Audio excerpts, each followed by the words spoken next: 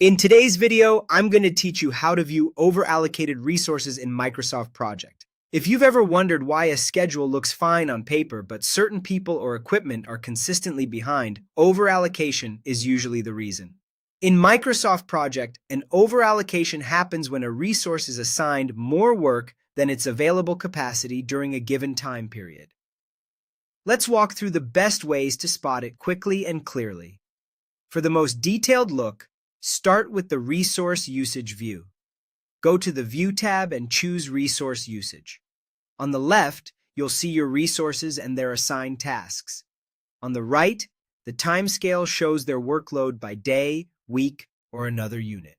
Overallocated periods appear in red, and you'll see values that exceed 100% when the resource is booked beyond capacity. If needed, adjust the timescale so spikes are easy to spot at the right level of detail. Daily for fine-grained analysis, or weekly to see broader trends. This view makes it very clear exactly when and where the overload occurs. If you want a quick list of who's in trouble, use a filter. From the View tab, switch to either Resource Sheet for a simple roster, or stay in Resource Usage if you prefer the time-phased context. Open the Filter drop-down and select Overallocated Resources. The view immediately narrows to only those resources with issues, helping you focus your attention without wading through everyone else. You can also rely on visual indicators. In most resource views, overallocated resources show up in red, so they stand out at a glance. Check the Indicators column for an icon that suggests leveling is needed. You don't have to take action yet, but it's a clear signal that the resource has more work than can fit into the available time. For a visual chart, switch to the Resource Graph.